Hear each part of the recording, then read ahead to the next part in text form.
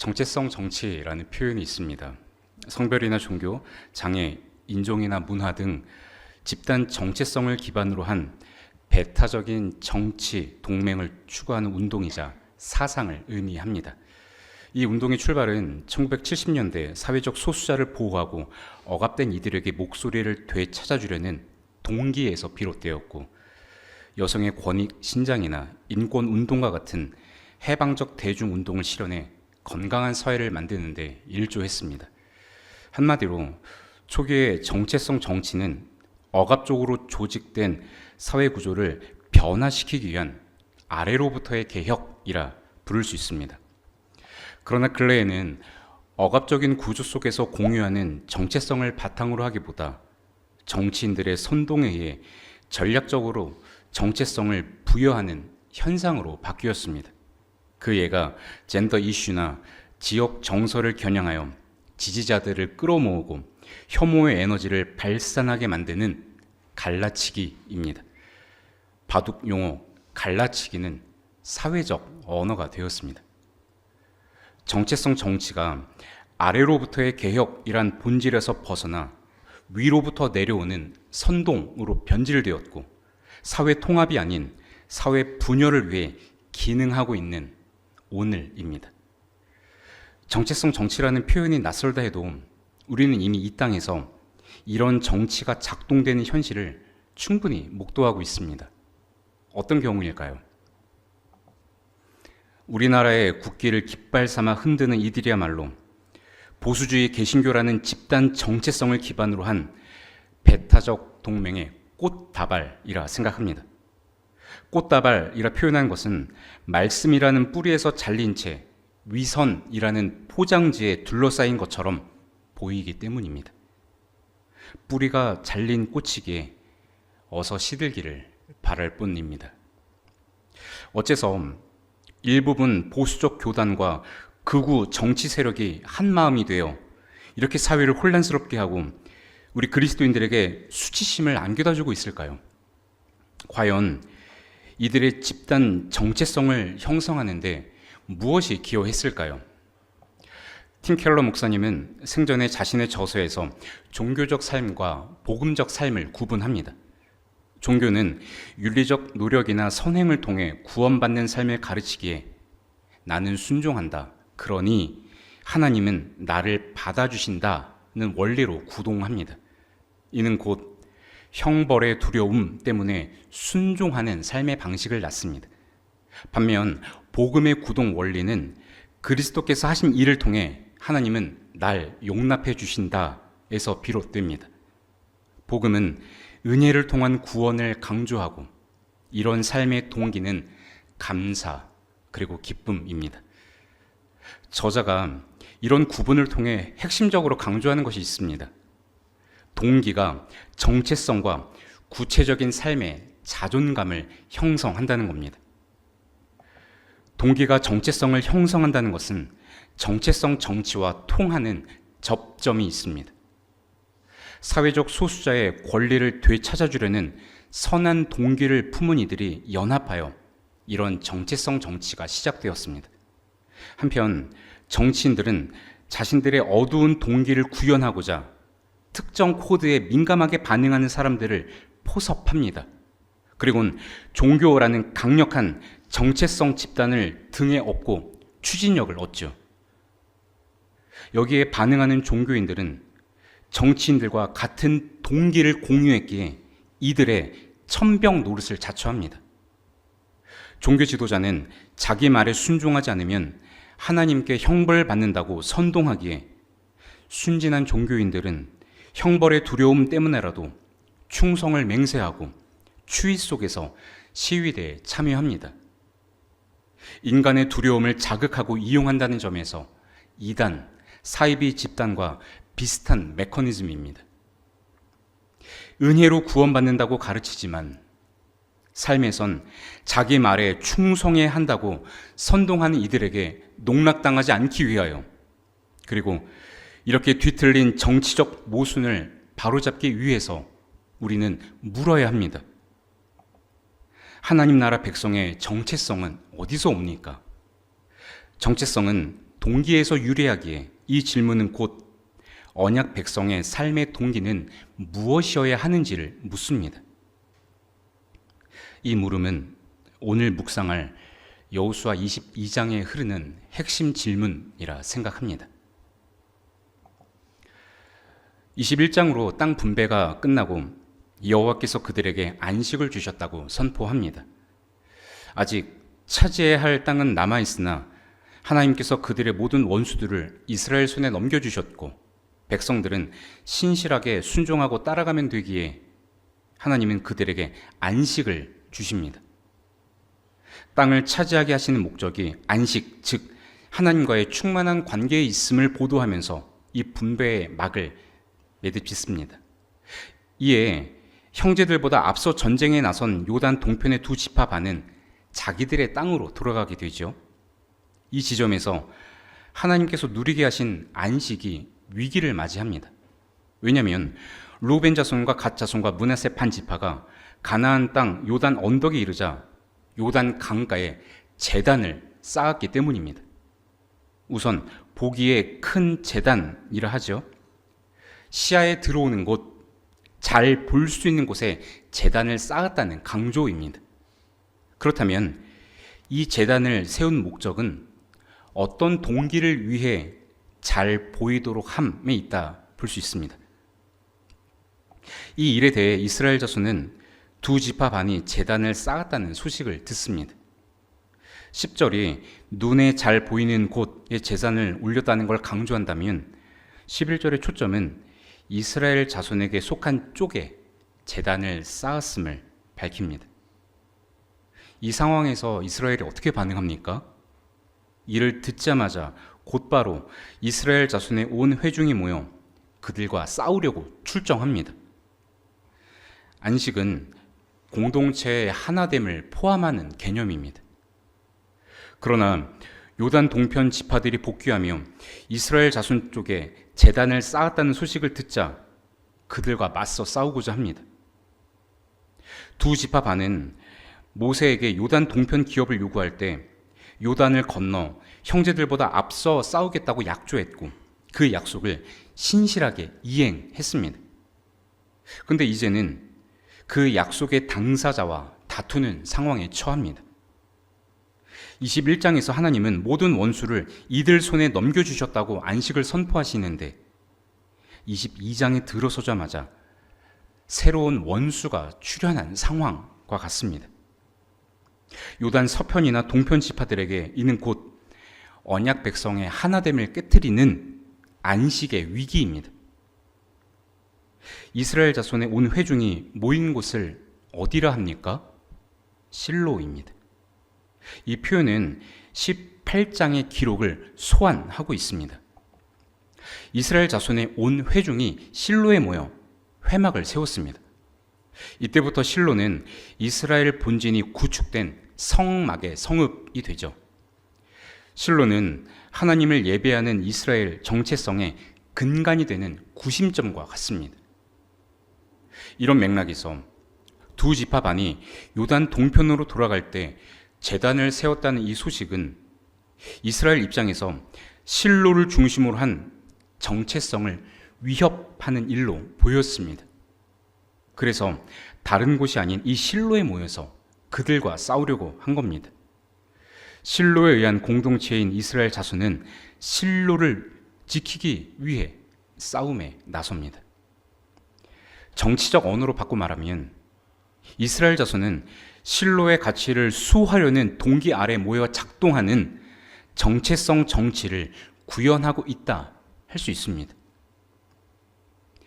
다른 동기가 아닌 종교적 신념이 동기가 되어 싸울 때 인간은 가장 폭력적이고 무서운 존재가 될 수 있습니다.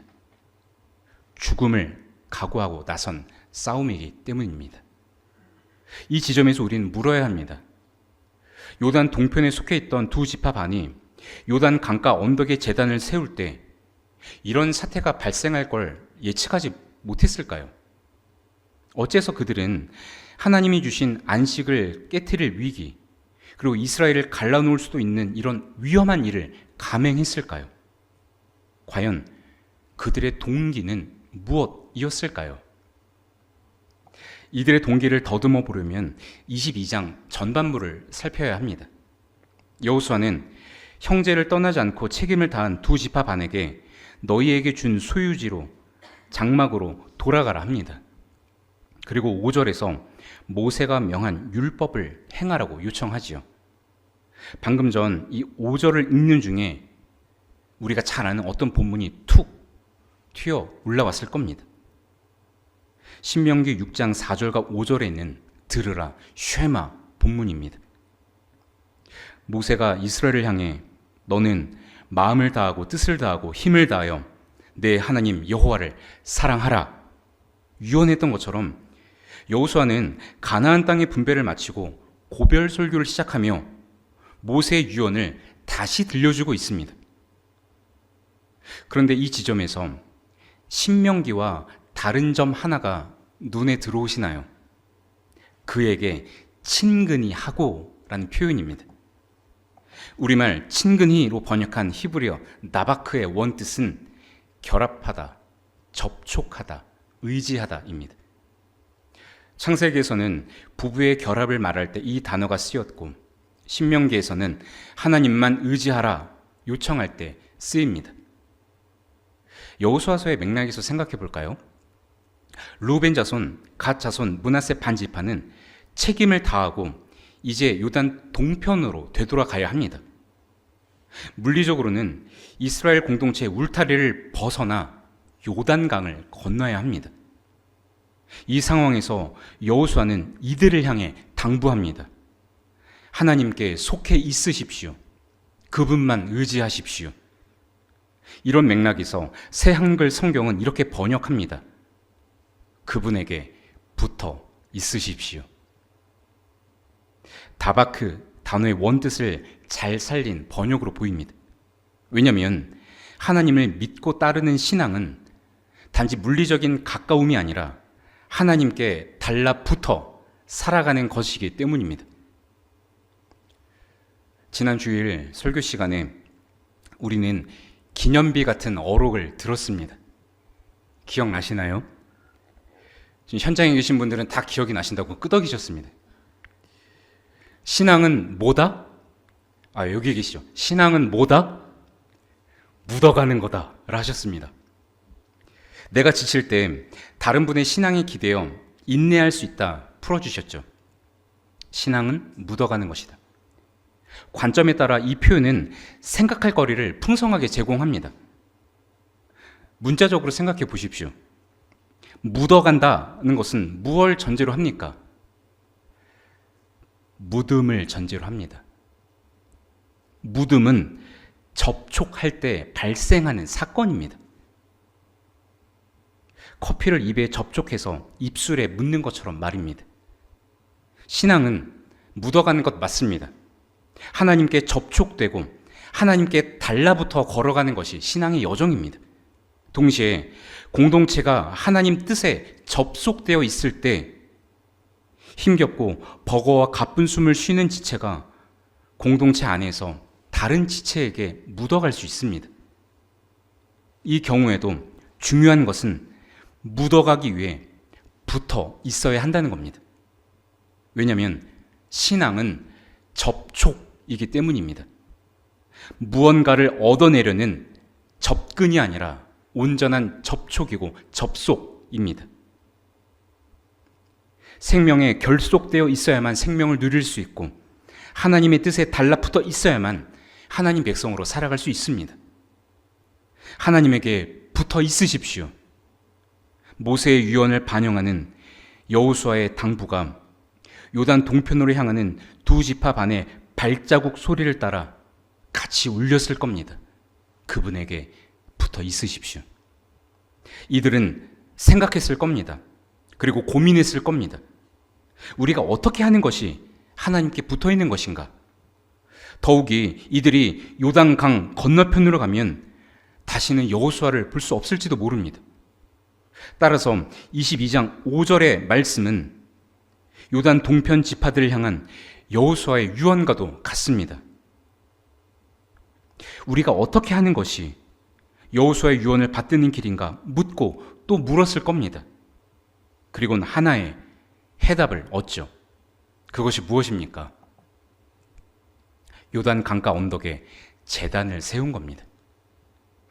이들이 제단을 쌓은 것은 하나님께 붙어 있으라는 여호수아의 간청에 성실하고 신실하게 응답하기 위함입니다.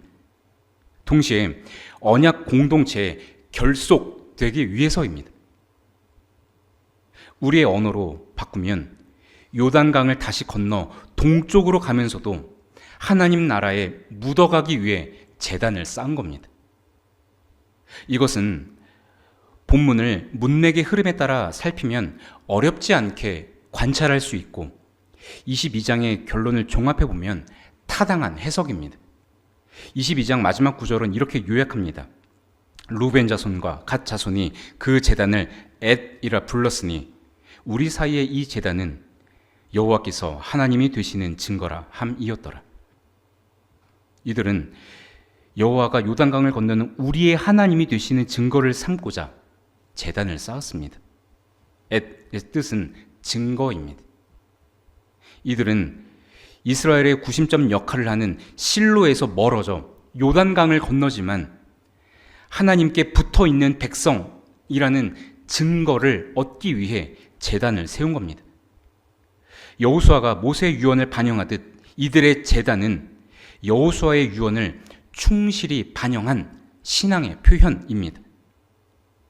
언덕에 큰 제단을 세움으로써 그들의 시야와 시선은 하나님 나라와 언약 공동체에 붙어 있게 하겠다는 그들의 결단입니다.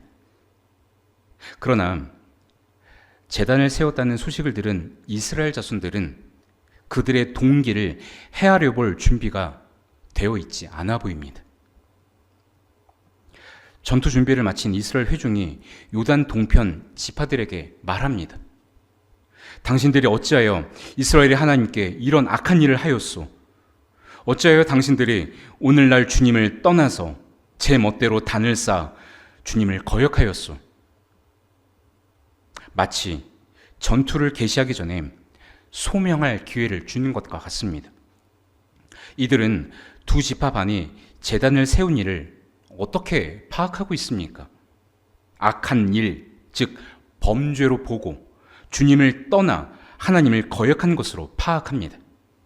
그래서 소식을 듣자마자 싸우기 위해 길을 나선 것이죠. 그러나 22장을 묵상하면 그들이 제단을 세운 것은 주님을 떠난 것도 아니고 주님을 거역한 것도 아니고 주님께 붙어 있으려는 동기 때문임을 알 수 있습니다. 지금 이 상황은 오해하는 이스라엘과 오명을 뒤집어 쓴 자손들의 대립 구도가 되었습니다. 어째서 요단 서편의 회중들은 요단 동편 지파가 주님을 떠나 제 멋대로 행동하고 있다고 판단한 걸까요? 이렇게 판단해서 형제와 싸우려는 그들의 동기는 어디에 닿아 있는 걸까요? 그것은 부올의 범죄와 아간의 범죄에서 비롯된 진노하시는 하나님에 대한 기억입니다. 부올의 범죄는 민수기 25장에서 발생한 사건을 가리키죠. 이스라엘 백성들이 광야를 지나며 시딤에 머무는 동안 모압 사람의 딸들이 자기 신들에게 바치는 제사에 이스라엘 백성을 초대했습니다. 그리고 이스라엘 백성은 거기에 가서 그 신들에게 머리를 숙였습니다. 바알 제사 의식에 동참했다는 우회적 표현입니다. 그 결과가 민수기 25장 3절입니다. 그래서 이스라엘은 바알 부올과 결합하였다. 주님께서는 이스라엘에게 크게 진노하셨다. 새번역 성경이 이스라엘이 바알 부올과 결합했다라고 번역하는 점이 놀랍습니다. 이 단어의 원뜻이 묶여 있음을 가리키기 때문입니다. 신앙이 하나님과 묶여 있는 결합이라면 배교는 하나님이 아닌 다른 것에 묶여 있는 상태입니다. 이 일로 하나님은 이스라엘에게 진노하셨습니다. 이스라엘 자손이 소환해 오는 또 하나의 기억은 아간의 범죄입니다. 아이성 전투에서 아간은 진멸할 물건을 전리품으로 취한 죄를 지었지요. 그 결과 이스라엘 온 회중 위에 하나님의 진노가 내렸습니다. 지금 이스라엘 자손들이 두 사건을 떠올리는 건 무엇을 의미합니까? 하나님의 진노가 범죄한 한 사람에게 그치지 않고 이스라엘 공동체적으로 내렸다는 메시지를 가져오고 있습니다.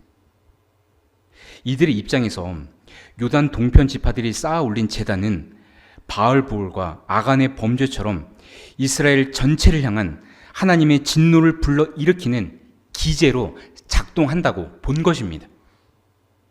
그렇다면 이스라엘 자손이 싸우려는 동기는 무엇입니까? 진노하시는 하나님을 대신하여 이들을 진멸함으로써 이스라엘의 정체성을 보호하기 위함입니다. 그리고 하나님만을 섬기는 신앙을 고수한다는 신념에 기반한 행동이기도 합니다. 그러나 그들의 동기를 조금 더 들여다보고 싶습니다. 민수기 25장에선 부올의 범죄 때 전염병으로 죽은 자가 24,000명이라고 기록합니다. 이를 두고 22장 17절은 이렇게 밝힙니다. 우리는 아직도 그 죄를 다 씻지 못하고 있어. 바알보울 사건은 광야 시대의 이야기지만 아직도 그 죄를 다 씻을 수 없는 재앙의 경험이라는 말입니다.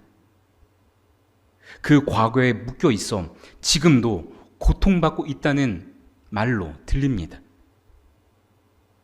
요즘의 언어로 바꾸면 이들은 과거의 경험을 어떻게 기억하고 있습니까? 압도적이고 잊을 수 없는 재앙의 경험, 곧 트라우마로 각인되어 있음을 볼 수 있습니다. 그들이나 우리나 동일한 인간의 성정을 갖고 있기에 한순간의 범죄, 그리고 한 사람의 범죄로 하나님의 진노를 공동체적으로 받았던 일은 시간이 흘러도 씻기 힘들고 반복적으로 기억 속에서 호출되는 재앙의 경험일 겁니다. 그렇다면 이들이 요단 강가에 제단이 세워졌다는 소식을 듣자마자 자기 형제와 싸우려고 나섰던 동기를 조금 더 입체적으로 이해할 수 있습니다. 트라우마가 남긴 흔적에 관한 현대의 고전이라 불리는 책이 하나 있습니다. 외상후 스트레스 장애 분야를 연구해온 베셀 반 데어 콜크의 몸은 기억한다입니다. 그는 말합니다. 정신적 외상을 입은 경험은 아주 오랜 시간이 흐른 뒤에도 위험을 암시하는 신랏 같은 단서만 주어지면 다시 활성화되고 뇌회로를 뒤흔들며 방대한 양의 스트레스 호르몬을 분비시킨다. 이로 인한 불쾌한 감정은 신체 감각을 극도로 예민하게 만들고 충동적이고 공격적인 행동을 촉발시킨다. 어떤 사람이 갑자기 충동적이고 공격적인 행동을 할 때 어쩌면 무언가가 그의 깊은 정신적 외상을 건드리고 트리거가 되어 그런 방식으로 반응하게 되었음을 생각할 수 있습니다. 현실에서 많이 경험하기도 할 것입니다. 이스라엘에게 바알불 사건과 아간의 범죄로 인한 하나님의 진노는 깊은 정신적 외상을 남겼습니다. 요단 동편 지파들이 복귀 중에 제단을 세웠다는 소식을 듣고는 위험으로 감지하여 충동적이고 공격적인 행동을 촉발하게 된 것입니다. 따라서 이스라엘 자손들이 형제를 공격하려는 하나의 핵심적 동기는 주님을 거역했던 기억, 즉 과거에 사로잡히게 하는 트라우마라 할 수 있습니다. 이스라엘 자손들의 동기가 주님을 거역한 기억이 있다면 제단을 세운 요단 동편 지파들의 동기는 어떻게 표현할 수 있을까요? 미래의 염려입니다. 동편의 지파들은 오해받는 상황에서 해명에 나섭니다. 우리가 여기에 단을 쌓은 것은 훗날 당신들의 자손이 우리의 자손에게 너희가 주 이스라엘 하나님과 무슨 상관이 있느냐? 요단강을 경계 삼으셨으니 너희는 주님에게서 받을 몫이 없다 말하면서 우리 자손을 막고는 주님을 경외하지 못하게 할까 염려가 되었기 때문입니다. 이들은 자신들의 후손이 하나님을 경외하는 신앙에서 떨어지면 어떡하나 하는 염려가 동기가 되어 요단 서편의 형제들과 동등한 언약 백성의 정체성이 있음을 증거로 삼고자 제단을 세운 겁니다. 정리하면 다음과 같습니다. 형제들과 맞서 싸우려는 이스라엘 자손의 동기는 주님을 거역한 과거의 트라우마입니다. 한편 요단 강가 언덕에 제단을 쌓은 지파의 동기는 다음 세대, 즉 미래의 염려 때문입니다. 요단강을 중심으로 해서 서편은 과거에 사로잡혀 있고 동편은 미래의 영향을 받아 행동을 취했습니다. 그렇다면 이 지점에서 이렇게 물을 수 있습니다. 이들의 동기가 하나님께로부터 받은 안식을 지켜줄 수 있을까요? 과거에 사로잡혀서 촉발한 행동과 미래의 염려 때문에 결단한 행동이 하나님 나라 백성의 정체성을 항구적으로 보장해주는 증거가 될까요? 동기에서 비롯한 행동은 그들이 추구하는 정체성을 영구적으로 드러낼까요? 역사의 흐름을 보면 안타깝게도 그렇지 않습니다. 여호수아가 죽고 사사기 시대에 접어들자 말자 그들은 자기 소견에 옳은 대로 행합니다. 하나님께 붙어 있으십시오 당부했던 여호수아의 유언을 무색하게 만드는 행동입니다. 그리고 시간이 흘러 이스라엘 자손은 어떻게 합니까? 솔로몬 사후 이스라엘은 남북으로 분열합니다. 여로보암은 에브라임 산지에 세겜 성소를 건축하죠. 그리고는 북이스라엘 백성들이 예루살렘에 있는 성전에 제사를 드리러 갔다가 르호보암 편에 서고 자신을 죽일까봐 하는 염려로 여로보암은 무엇을 세웁니까? 베델과 단에 금송아지 형상을 세웁니다. 여로보암이 어디 지파 사람입니까? 에브라임입니다. 오늘 본문에 이스라엘 자손들이 실로에 모였는데 실로는 어디에 속해 있습니까? 에브라임 산지입니다. 오늘 본문에서 실로에 모인 이스라엘 자손들은 여호와의 제단 외에 다른 제단을 세워서는 안 된다고 못 박았는데 정작 에브라임의 후손들은 정치적인 동기 때문에 금송아지 형상으로 단을 세웁니다. 그것도 베델과 단 양쪽에 세워둔 죄를 범합니다. 자, 이런 형국을 보고 전문 용어로 무엇이라 합니까? 무엇이라 하죠? 내로남불입니다. 구약 성경의 큰 맥락 안에서 이스라엘 자손들은 완벽한 내로남불을 드러냅니다. 동편에게는 너희 다른 제단 세워선 안 돼! 라고 하면서 정작 자신의 후손 여로보암은 금송아지를 세웠습니다. 과거의 트라우마라는 동기에서 촉발된 행동이 하나님의 선물인 안식과 언약 백성의 정체성을 영원히 지켜주지 못합니다. 한편 미래의 염려 때문에 제단을 세운 동편 지파들은 어떨까요? 역대상 5장은 북이스라엘의 르우벤과 갓과 므낫세 반 지파의 족보를 요약합니다. 그들은 조상들의 하나님께 범죄하여 그 땅 백성의 신들을 간음하듯 섬겼습니다. 오늘 본문에서 이 지파들은 후손들을 염려해서 증거 제단을 세웠는데 이들의 후손은 증거 제단에 담긴 조상들의 유산을 잃어버렸습니다. 그 결과 하나님은 아수르 왕의 마음을 일으켜 르우벤과 갓과 므낫세 반 지파를 사로잡아 이방 땅으로 추방시키셨습니다. 요단 서편이나 동편 모두 오늘 본문에서 품었던 동기의 발현은 역사의 흐름 속에서 온데간데 없습니다. 과거의 트라우마라는 동기, 미래의 염려라는 동기는 하나님이 주신 안식을 지킬 능력이 없고 오히려 스스로를 속이고 삶의 터전이 뿌리 뽑히는 패착으로 작동될 가능성이 높습니다. 은혜로 구원받은 백성이 과거의 어두운 기억과 미래의 염려에 달라붙어 있는 상태는 어쩌면 팀 켈러가 지적한 복음적 삶이 아닌 종교적 삶의 동기로 흐를 위험이 있어 보입니다. 이스라엘 역사의 증언은 언약 백성이 복음적 삶에서 종교적 삶으로 퇴행했다는 기록입니다. 그렇다면 무엇이 안식을 가져오고 지켜주게 합니까? 언약 백성의 정체성은 어디에 걸려 있습니까? 우리의 삶의 동기는 어디에 붙어 있어야 합니까? 오늘 설교의 제목인 오늘에 붙어 있어야 합니다. 여호수아는 신명기의 관심을 반영하는 신명기적 역사서로 분류하죠. 신명기를 번역한 개역 개정을 보면 오늘이란 단어가 빈번하게 나오는 걸 볼 수 있습니다.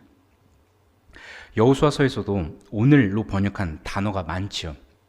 특히 본문 22장의 빈도가 높습니다. 성경에서 오늘은 세 겹의 층을 가집니다.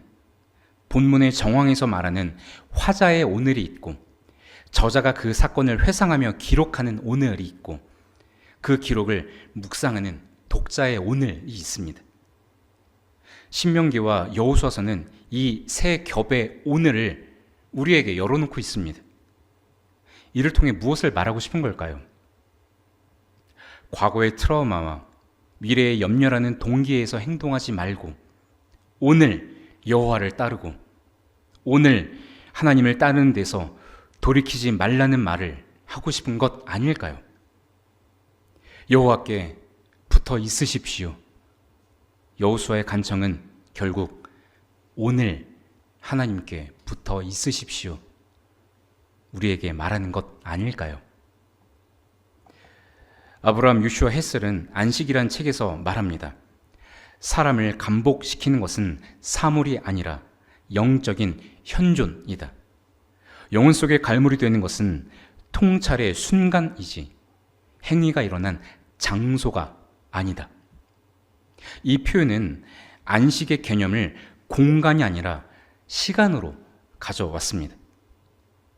요단강을 경계로 삼은 서편과 동편의 장소가 안식을 가져오는 게 아니라 하나님께서 임하시는 영적인 현존과 인간이 반응하는 통찰의 순간에서 안식이 일어난다는 겁니다.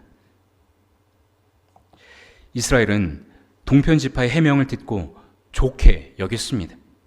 안식을 되찾았다, 바꿔 말할 수 있습니다. 통찰의 순간을 얻은 것이죠. 그리고 말합니다. 오늘 여호와께서 우리 중에 계신 줄을 아노니.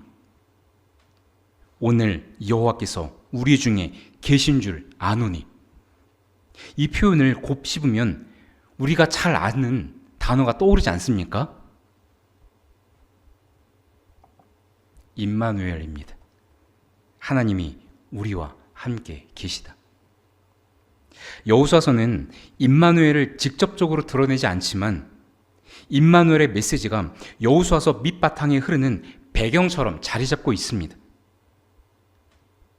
하나님께서 오늘 현재적으로 이스라엘과 함께 하셔서 그들에게 땅을 차지하게 하심으로 안식을 주시는 임마누엘의 서사, 이것이 여호수아서입니다.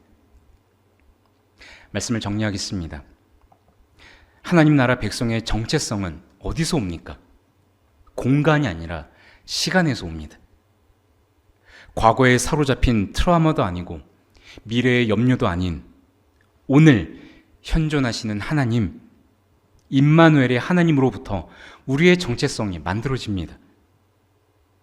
동기가 정체성을 형성한다는 표현을 적용하면 오늘 우리와 함께 하시려는 하나님의 동기와 의지가 우리의 정체성을 빚어냅니다. 모세에게 나는 스스로 있는 라고 소개하신 하나님은 현재형으로 계시는 창조주이십니다. 예수님은 그 표현을 따라 에고 에이미, 즉 현재형으로 당신을 알리셨습니다. 역사 속으로 들어와 인간의 몸으로 오르신 그리스도의 십자가는 오늘 하나님이 우리와 함께 하신다는 증거 제단입니다. 오순절 성령을 보내주심은 성령을 통해 세상 끝날까지 우리와 함께 하신다는 약속의 증거입니다. 그렇다면 언약 백성의 삶의 동기는 무엇입니까? 오늘 하나님께 붙어 있음입니다. 우리를 하나님께 붙어 있게 하고자 당신의 독생자를 우리에게 붙여 주셨습니다. 우리가 가지로서 붙어 있는 포도나무이신 예수님은 오늘 성령으로 우리와 함께 하십니다.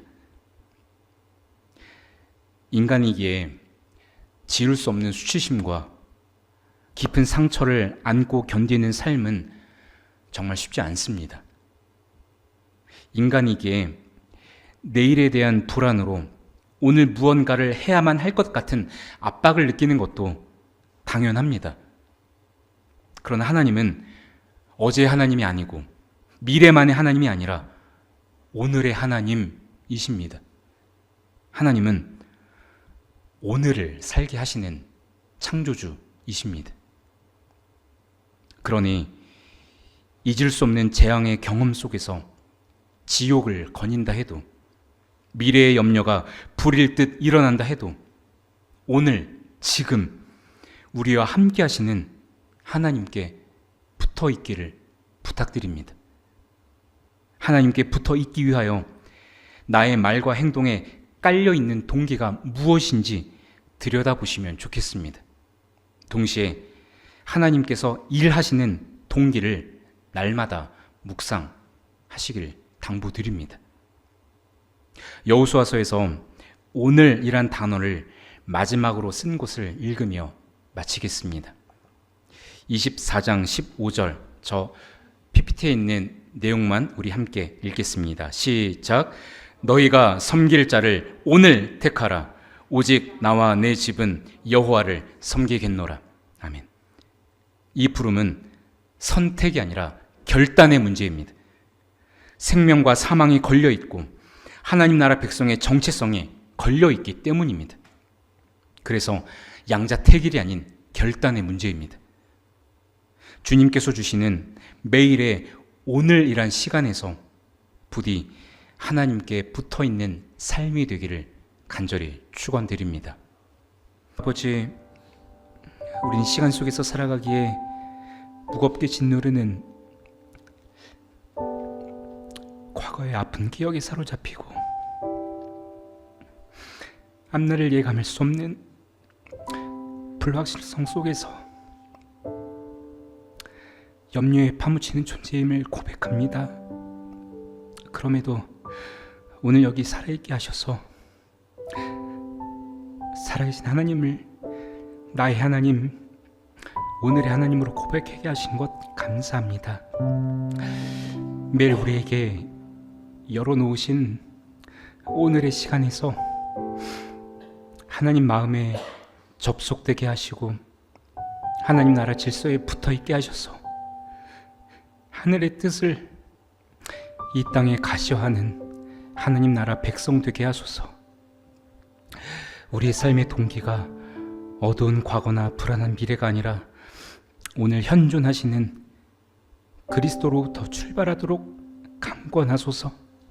그리하여 내 몸을 통하여 그리스도께서 존귀하게 되는 역사를 허락하여 주옵소서. 하나님을 만난 자로서 소망 없이 헛된 것을 갈망하는 자들에게, 그리고 더는 일어설 힘을 찾지 못한 이들에게 오늘의 하나님을 건네줄 수 있는 따뜻한 생명의 제자 되게 하소서. 주님, 청소년부 겨울 캠프를 주님께 올려드립니다. 주께서 받으시는 예배가 되게 하시고 하늘문을 열어 은혜를 부으시고 만나주신 하나님 경험케 하소서. 이 모든 것, 오늘 우리를 하나님 나라에 붙어있게 하시는 예수님의 이름으로 기도함나이다.